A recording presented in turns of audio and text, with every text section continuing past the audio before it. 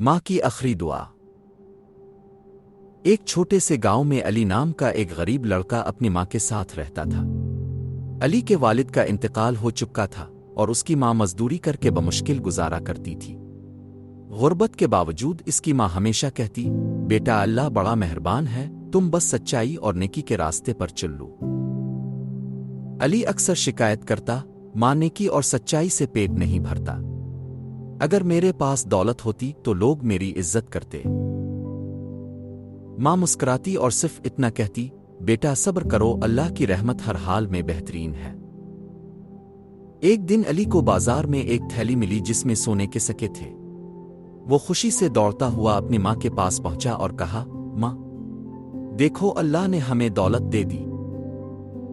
ماں نے وہ تھیلی دیکھی اور پوچھا، بیٹا یہ تمہاری ہے؟ علی جھجک کر بولا، نہیں لیکن کسی نے تو کھو دی ہوگی۔ ماں نے نرمی سے کہا، بیٹا یہ حرام ہے، کسی کی کھوئی ہوئی چیز رکھنا چوری کے برابر ہے۔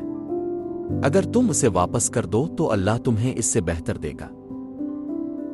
علی کو اپنی ماں کی بات سمجھ نہیں آئی، مگر وہ تھیلی مسجد کے امام صاحب کو دے آیا تاکہ مالک کو واپس مل جائے۔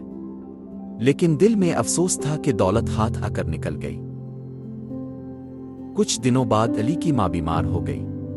غربت کے باعث دوا نہیں خرید سکتے تھے۔ علی روتا ہوا بولا، ماں اگر میں وہ سکے رکھ لیتا تو آج تمہاری دوا خرید سکتا۔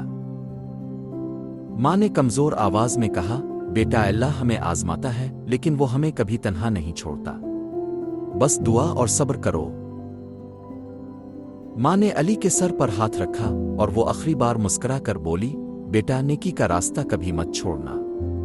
اور یہ کہتے ہی وہ دنیا سے رخصت ہو گئی۔ علی کی دنیا اندھیری ہو گئی۔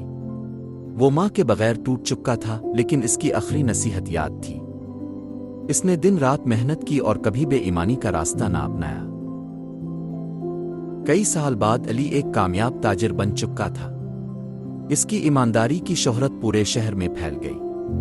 ایک دن وہی شخص جس کی سونے کی تھیلی علی نے واپس کی تھی اس کے پاس آیا اور کہا، بیٹے تمہاری ایمانداری نے مجھے متاثر کیا۔ میں چاہتا ہوں کہ میری بیٹی کی شادی تم سے ہو، کیونکہ نیک دل انسان ہی اصل دولت مند ہوتا ہے۔ آج علی کے پاس سب کچھ تھا لیکن اس کی آنکھوں میں آنسو تھے۔ وہ آسمان کی طرف دیکھ کر بولا، ماں تم ٹھیک کہتی تھی، نیکی کا راستہ کبھی خالی نہیں جاتا۔ ہمیں اکثر لگتا ہے کہ سچائی اور نیکی سے کچھ نہیں ملتا، لیکن اللہ ہمیشہ ایماندار اور صابر بندوں کو بہترین انعام دیتا ہے۔